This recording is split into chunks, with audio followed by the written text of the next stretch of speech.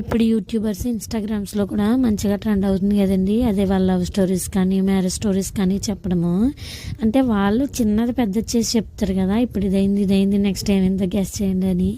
నేను అలాంటి వీడియోస్ చూసినప్పుడల్లా అనుకుంటాను అనమాట, నేనేమో భలే భలే మగాడివా నానిగారి టైప్ అనమాట. లేకపోతే ఆ పడిపడలేచే సినిమాలోని సాయి పల్లవి రిట్రోగేడ్ అమ్నేషియా అంటారు కదా, సగం గుర్తుండి సాగదు అలాగా.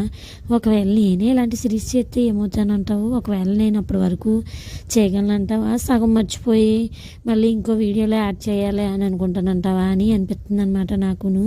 ఒకవేళ నేను కానీ సిరీస్ స్టార్ట్ చేశాను అనుకోండి, అసలు చేయమంటారా వద్దంటారా నాకు ఒక కామెంట్ చేయండి.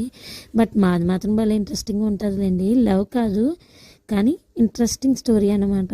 మీకు కావాలంటే కామెంట్ చేయండి, చెప్తాను. బట్ అలాగని కామెంట్ చేస్తేనే చెప్తాను, చేయకుండా మాత్రం చెప్పను. కానీ కొన్ని క్లిప్స్ మధ్యలో ఎగిరిపోతాయి అన్నమాట. ఇప్పుడు దీనికి కూడా అలాగే జరిగింది. పప్పు చూపించాను సరే, అందులో వేసి చూపించాను, అది మిక్సీ పట్టాక ఉప్పు అది వేస్తాను కదా, ఆ క్లిప్ మర్చిపోయాను. అంటే ఆన్ చేశాను అనుకున్నాను, నాది తప్పేమీ లేదులేండి. సగం అయ్యాక బుర్ర వెలుగుతుంది ఈ మధ్య. అది కూడా అలాంటిదే. మీరు కూడా ఉప్పు వేసుకొని మంచిగా వేసుకోండి. గారెలు అయితే చాలా బాగున్నాయి. మా సైడ్ వీటిని బొబ్బరి గారెలు అంటారు, మీ సైడ్